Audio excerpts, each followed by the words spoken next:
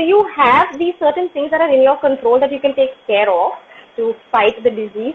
If at all, God Sure. forbid, you do get it tomorrow, you know you're ready to take the bull by the horns because you are better prepared than, say, the next person who hasn't exercised for a day in their life. Also, cancer diagnosis, no matter what type of cancer you're diagnosed with, no matter what stage you're diagnosed at, it's debilitating. I mean, that's not news that you want to hear, right? Um, Sure. you kind of lose control of everything that is happening with you, but the one thing you do have control over, and the one thing that does give you control, is the fact that you're exercising. So Right. that And also that's a very empowering feeling. Yeah. yeah, it kind of brings about a certain sense of ownership, in a Right. situation which is kind of really dictated by doctors and just the treatments going ahead, Yeah. where you have a loss of control at your end, and Right. the whole nature of it makes things seem that they're out of your hands. So this is something Correct. I would, I absolutely admire, that if bringing about the specifics, that firstly you should exercise in general is important, and of course, regardless, even even at the onset of, or when you first start this thing with the disease or with the Yeah. cancer, you should start corrective steps. That's really where it's of course an eye opener for me. Right. Right. So It's not an you option. know Yeah. yeah, yeah, absolutely. That it should be Hmm. part of your kind of go-to, and Line of treatment. it should be part in line with the treatment that you're getting from the doctor. You should be quite, disciplined about this as well. For That's sure. kind of what we're Yeah. trying to do here. Yeah. So, going forward, I also wanted to understand, now cancer in itself is a very broad concept. But from Right. what we could, we will be dwelling into, specific types of cancer going ahead, so that we can help people, because, Hmm. some cancers unfortunately are more prevalent and more common than others, and we are going to try to touch Hmm. upon that ahead. Hmm. But, what are the benefits, as you did touch upon it, with an instance on colon cancer? What are the exercises one can do to mitigate any type of pains, other any kind of pain or that they face during cancer treatments? Because it's widely known that things like chemotherapy and radiation have quite apparent side effects, and things that put most patients under a state of fatigue, and if not fatigue, Hmm. just being tiresome all day and not being able to Hmm. cope with other things. Hmm. Yeah. So it's a known fact that exercising helps your body release chemicals known as endorphins. These Absolutely. endorphins, what they do is they react with certain receptors of the brain to sort of reduce your perception of pain. So that's one thing. Just Absolutely. how a painkiller would work, where you're kind of feeling less pain. You exercise and your perception of pain is kind of reduced. You're also feeling energized. You're feeling a whole lot better about yourself. There's an overall feeling of positivity, which is all very, very important. That is the psychological part of it. When you talk about exercise and its benefits in the real term, like you said, a lot of these cancers have a lot of side effects that come along with it. So, for example, one of the big side effects of kidney cancer is osteoporosis. How do you deal with osteoporosis? By doing weight-bearing exercises. So that's one way Right. to kind of, deal with the side effects of kidney cancer. Sure. Let's take the side. There are also a lot of, so let's say somebody who has lung cancer, right? And obviously, if a part of your lung is removed because of your surgery, your cardiovascular strength is going to be compromised. So Sure. our aim then of our exercise program would be to help this person work out for a longer period of time by getting less tired.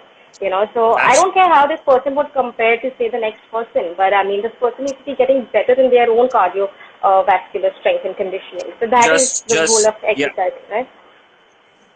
Now, coming to another very, very important point of why exercising is so significant in relieving pain is a lot of muscular imbalances, as well as postural implications arise post your surgery. This also, again, is dependent on the type of surgery that you've had and whether or not you've had lymph nodes removed, which Sure. generally is the case with even radiation. Radiation just does a lot of damage to your lymphatic vessels as a whole, Right.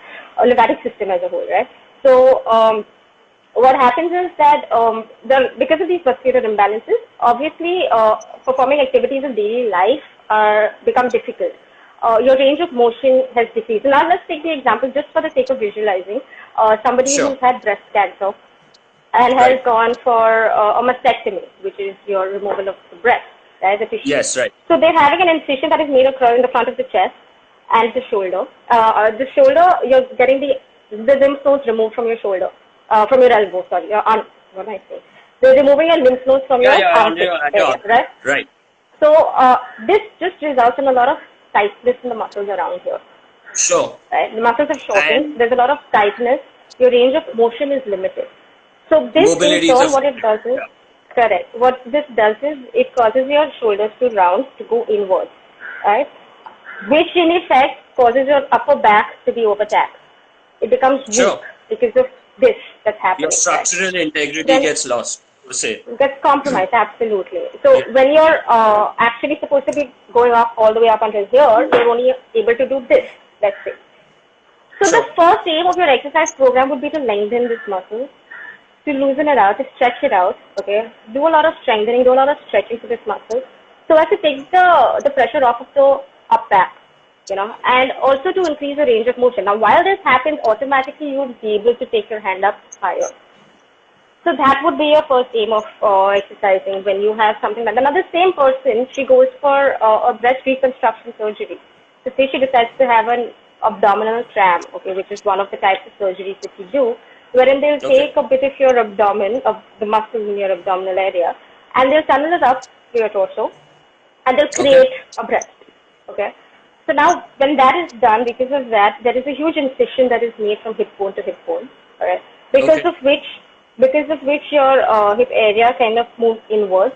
It's tight, there's tightness, there's stiffness, there is pain, and because of the fact that you're already missing a part of your muscle, a major part of your muscle in your abdominal region, that's forward flexion. You tend to bend forward.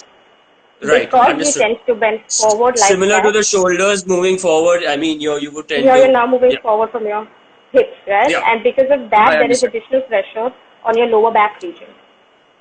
So I imagine. there is an exaggerated lumbar curve, which is also known as lordosis.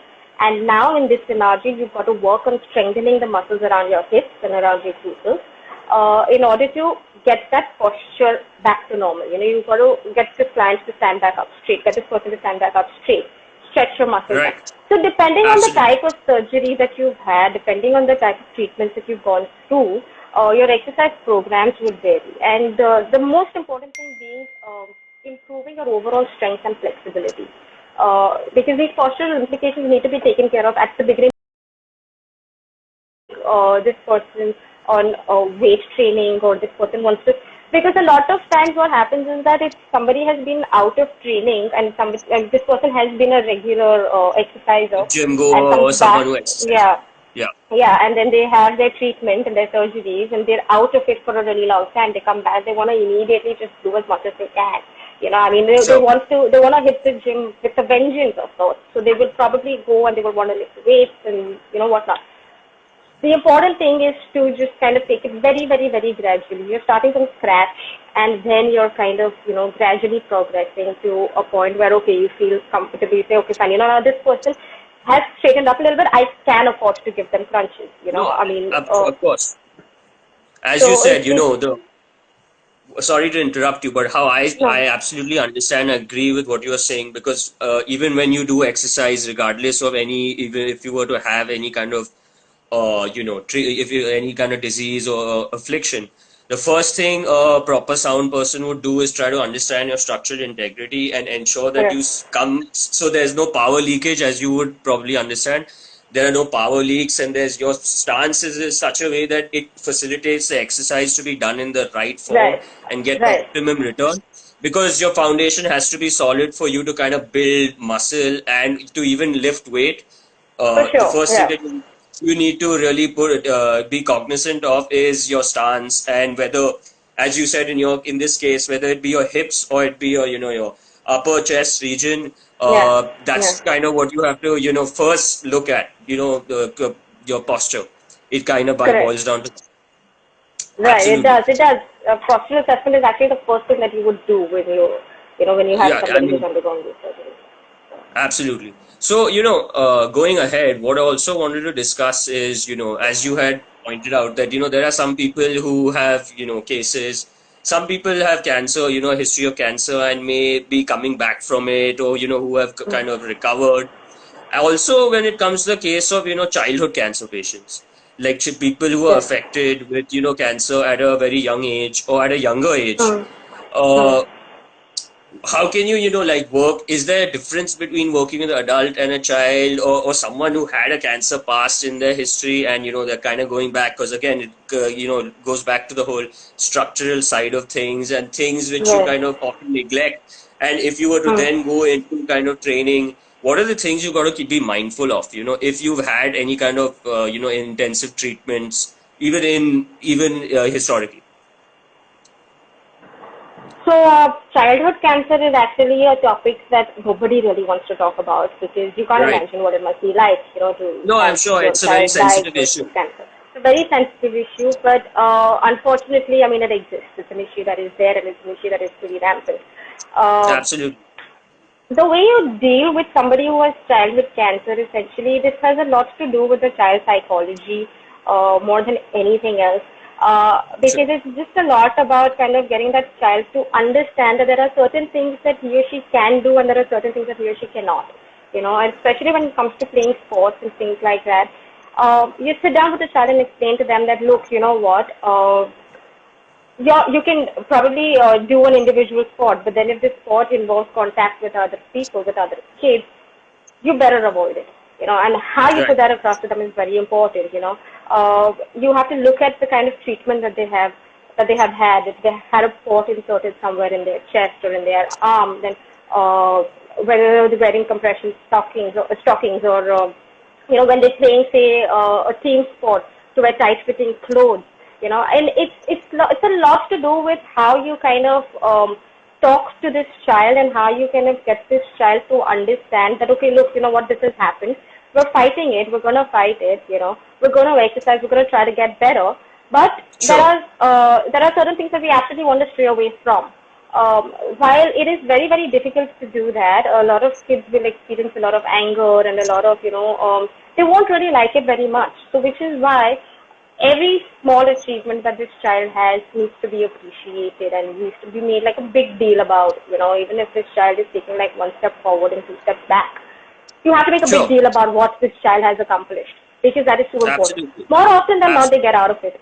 Fortunately, okay, they get out of it. But now the important thing is that once this child has grown up, um, there's a chance that he or she may develop another type of cancer, but there's also a bigger chance that it could lead to, because of all the aggressive treatments, the chemotherapy, the radiation, whatnot, it could also lead to various Other issues, other related diseases. heart and lung Yes. related issues and diseases, right? So when you're exercising with somebody who has had cancer as a child, you have to keep that in mind that this person's cardiovascular strength is going to be a little compromised. This person is going to be, somebody that's going to get tired quicker than normal, and you don't want to put them in a situation where exercising just gets very difficult. Oh, So, absolutely. Especially, yeah, especially in the case of a child who has gone through such a, traumatic, I mean, in lack of a better word, traumatic experience. It's sure, something, as you said, the most important part is the being sensitive, the sensitivity around the issue, and being able to help the child and support the child, to get through the right. thing. Because Hmm. you're less emotionally equipped, we could say, as a child, to deal with deal with a thing like cancer. Sure, for sure, right. So, now we're just gonna go ahead and, since we have had a kind of a chat on, what the premise that there you can do and you should do rather exercises to help strengthen your body, depending on the condition you have. So, wanted to understand now specifically, and maybe we could, you could demonstrate to us, some exercises. For example, you had mentioned colon cancer earlier. So, Hmm. what are the type Hmm. of exercises someone would do in terms of, colon cancer? Like, especially now we are trying to, help our viewers understand that, some people may not be as mobile as others. So we are just going to kind of demonstrate some exercises a person can do while seated. So, for ease of just simplicity Yeah, for yeah. everyone. Yeah. Sure. 1 second, sorry. Sure, sure, please. So, there's one very important thing to kind of touch upon over here when it comes to exercising in general and why Right. we exercise Absolutely. is something that is known as lymphedema, which probably not a lot of people are aware of. Okay, and the knowledge about lymphedema is actually very limited because of the fact that a lot of professionals, medical professionals, will probably not even tell you that you could be at risk of lymphedema. But the truth is that anytime you have had radiation or surgery that involves the removal of your lymph nodes, you are automatically at risk of lymphedema. So Susceptible, what is yes. what is lymphedema essentially is swelling of your uh, uh, any part of your torso that is lymphedema, right? Swelling of your extremities, any part of your torso that swells up. Now, how does this swelling actually happen? There is lymph fluid, that is fluid that your lymphatic vessels are draining from your tissue. This Okay. fluid consists of protein molecules, bacteria, it consists of cellular waste and other unusable matter. Uh, Now, this fluid is flowing in one direction, and that is towards the heart. While getting to the heart, the lymphatic vessels are taking it to the lymph node. I'm just trying to explain this in as simple terms as possible. Sure, The sure. lymphatic vessels are taking it to the lymph nodes where it is cleansed and it's filtered and then it's sent back into your venous system to be taken back to the heart. Once it's in the heart, it is redistributed. It's sent back into your system to be redistributed through the entire body. Right. Now what happens is when you have lymph nodes removed, the amount of fluid in your tissues remains the same. That doesn't change, right? Right. But your carriers of that lymph, of that fluid, have reduced because your nodes Right. have been removed. So Sure, it's it's not compromised. going anywhere. It's not going anywhere to get purified. So that just leads to a lot of accumulation of fluid, which in turn will harden and stick in the walls of your cells. So passage is kind of compromised. It leads to accumulation of bacteria because it's not being filtered, right? So this just makes you more prone to infections and it delays wound healing. Lymphedema is a condition that is extremely painful if not caught on early. Okay, I call it needless suffering. You don't have to suffer from lymphedema because if you're catching it on early and if you're preventing it entirely from happening, then you don't have to go through it, and it's very easy to actually catch it on early. And exercising, what it does is it helps you drain that fluid. It helps the fluid to move because the pressure that your muscles are exerting Sure. causes that, fluid to kind of move more freely than it would otherwise. So, which is why, and one of the main reasons why we need to exercise is the management and the prevention of lymphedema. So, a lot of exercises that you do, irrespective of the kind of cancer that you have, it could be breast, it could be colon, it could be prostate, kidney, whatever. Okay, depending on where your surgery has happened, depending on where your incision has happened. Okay, if it's happened in your abdomen, you're working on. You may be at risk for lower extremity lymphedema. If you've had a mastectomy, you're at risk for upper extremity lymphedema. Sure. Right. So Yeah. depending only on where the incision has happened, do you perform That's the certain area that's going to be exercises kind that of help you? compromised. Correct. And then you perform certain exercises that help with, like, the flow of lymph and gets you to perform exercises going further much better. Because you obviously Sure. don't want to be exercising when you have swelling and you have pain and you're prone to infections. You might as well take care of all of that first to begin with. So just a few exercises for upper extremity lymphedema, for example, Okay. because now you're working on your upper body. Very Yeah. simple, very basic, and this is something that anybody who is going through cancer of anywhere in their upper body should, be doing, irrespective of whether they are at risk of lymphedema or not. You just do it. Uh, Very simple. First off, you always want to keep your hands raised because that helps with the flow. So you get your hands raised and straight actually, but just for the purpose of kind of visual, to make it more visual. And just easy clench your fist and open. Clench your fist and open. Clench tight, open. So you can do this for 10 reps. Clench and open. Clench and open. At this time, your breathing is extremely important. You've got to breathe in, you've got to Okay. breathe out. You've got to focus on that breathing because breathing also plays a very important role in, transporting the fluid. The pressure that your chest cavity creates on a lymphatic system Right. is what pumps it and, directs it to flow to your neck Sure. region. So you're breathing. So this is the one exercise that you're doing. Then you have your neck stretches. which is essentially you just stretch your neck from the Yeah. side to the side. You just stretch your neck, and then you go up and you go down. So you see what And this is side. doing is allowing the passage of the fluid. Right. Then another thing that you can do is through your shoulders. So shoulder shrugs essentially. So you lift up and then you go down. Yeah, like You lift up and similar you to go the down. gym exercise, the one with the Correct, dumbbells. Yeah. correct. But again, you do it very slowly, no dumbbells, obviously, and then you do your shoulder rolls, And right? controlled, right? And keeping the Very breathing in, controlled.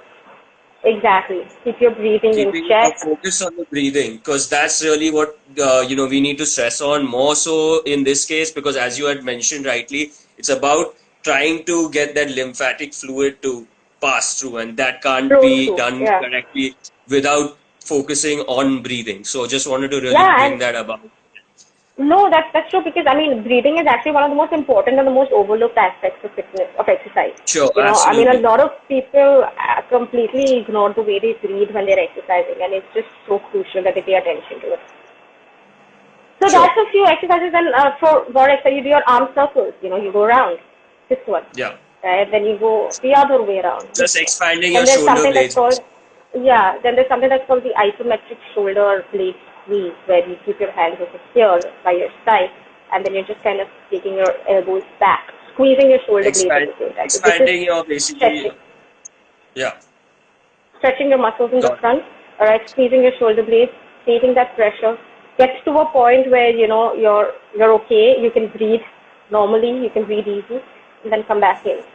So about say 10 reps of this. Then you have the chest press, which is here, and you push your hands in.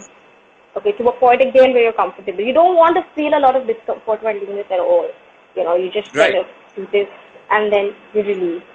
Breathe. Another exercise that you can do are your modified crunches. You just lie down flat on your back with your knees bent, Right. hands behind your head. Come up slowly. You know, bring your upper back and your chest off the floor. Exhale when you're doing this. When you're coming up, you exhale. The minute you start feeling pressure on your abdomen area, you stop. That's the point where you have to stop at. And then you go back down and then you repeat slowly. There are That's the pelvic tilts indicator. that you can do. Yeah, yeah. Yeah. So, because you don't want to feel a whole lot of pressure in the beginning, right? You want to Yeah, kind of get comfortable doing these exercises. and Yeah, also it's really about, as you mentioned, the focus here is not really to is just to get that lymph, or in whatever condition you have, is just to have that breathing going on, so that you can yeah, actually address the issue at hand. It's not really right. to tire you out, nor is it to kind of do, for aesthetic value of it. It's just for For sure, general yeah. overall. Is That's really the aim, and our endeavor here is to make someone understand that regardless of your age, these are some things you can be mindful of and even do, Yeah. and regardless of the cancer you have. So just wanted to reiterate that once. Yeah, yeah, yeah. No, it's very important. And sometimes we say that, and it's very true that we are our own enemy. So this whole perception of looking athletic and looking fit, and because you Sure. mentioned the aesthetic, that creates most of the problems. So sometimes you don't like the way you look, and then you just kind of want to look a certain way, so you overdo what you're doing, and that absolutely doesn't work. Absolutely. You have to listen to your Absolutely. body. You have to understand what works for you, and then you have to perform your exercises accordingly. In a balanced, Uh, controlled manner. Right, right. That's for really sure, where. yeah, you need to know when to progress and when to regress. Most important. So, Sure. I mean, So, then you also have a few, yeah, sorry, go ahead. we covered yeah, breast cancer per se in the last in the last few exercises we did were more so to for people who have, rather not, let's not say breast cancer, let's just say Yeah, that if you had an incision in your upper extremity, as you upper rightly extremity. said, if for Yeah, any kind of incision, or if you had lymph nodes removed in your upper torso per se, these are the exercises you can really do to kind of right, alleviate some of the pain and get that range of motion working again. So that was correct. like colon, that was rather breast cancer. Any other things now, since we covered the upper extremity, what are some of the things Yeah, we can do with the lower extremity, for lower extremity. our legs per se? And again, this is not, again, we are very, this is not very specific to cancer. This is just to do with, depending on where you have your pain is really where we're trying to Correct. recommend. So, Yes, yes, So, yes. So I mean, whatever so type of cancer you've had, you're free to do these. yeah, Yeah. absolutely. Uh, so for lower extremity lymphedema, now I won't be able to really demonstrate these exercises because of Yeah, the yeah, whole we kind can of just explain whole and, stamina angle or whatever. explain. But you Yeah, sure. have, yeah. So again, your crunches is one thing that you can definitely do. Again, your modified Okay. sit-ups, okay, where you can actually come up more than you did when you were when I explained your upper extremity lymphedema exercise. Understood. Then you also have your pelvic tilt is an exercise that you can do where you're lying flat I'm on your aware. back. You lift your hips up, you go down. Yeah. Very important thing to note is that because you said colon cancer and if you had colon cancer, you had prostate cancer, there's an incision that is made generally this type of treatment. I mean, I don't know if this is relevant right now, but since we're talking about it, there's an incision that is made in your perineal area, which is between your scrotum and your anus, right? Yeah, And right, that right, kind of right. completely renders your pelvic region becomes very, very weak, and you must not So be it doing basically, anything that could. Hmm. You yeah, must not it be doing anything basically that could messes up with your exacerbate it. pelvic floor. It messes with your So pelvic floor, completely. so you can't So really. yeah, yeah. So things like squats and lunges and things like that should be completely thrown off. I mean, you cannot be Oh, doing stuff like that because that's only going to exacerbate the pain or the stiffness of the muscles in that area. Wait for it to heal, and then when you're kind of ready to progress with your exercises, then maybe get on to things like that. So again, very, very important to understand where your incisions have been made and what type of surgery you've had. So you have your pelvic tilt, which is just a very simple way of kind of lifting your hips I off the floor and then coming back down. Again, breathing very important. Breathe in, breathe out. Breathe in, breathe out. and Uh, control, right? You should like flare, absolutely. should flare up too fast and come down also in a slow manner. No, You know, there's no room for any kind of jerking movement at all. It's got absolutely. to be very, very slow, very, very controlled. Then you have something that's called your bicycle, which is when you lay down on the floor on your back And with your knees mimic bent. pedaling, right? You're just here, Yeah. in front, right? This is the movement of your legs. Which is just a regular ab exercise, which you could do anyway. It's the Correct. same, right? This Yeah, what you're it's referring the to. same. And if you want to keep it easy, if you want to make it easier, because you're also conditioned to working out your abdominal muscles, hands under your Absolutely. hips and cycle. You know, It gives you so that that's more another way you can do balance. Yeah, it gives it. you more Right. And balance. it's yeah, yeah. And you Go ahead, understand please. with this movement, you're kind of enabling that flow of the drainage of fluid. You're Sure, this is enabling that that's flow of the that's the fluid, which underlying is going concept back to your for lymphedema. yeah, Correct. it's the At the underlying same concept time, for all the exercises, right? Yeah. correct. Yeah. And at the same time, you're also regaining a little bit of that strength, a little bit of that flexibility because you're kind of working on those muscles. Um, Right.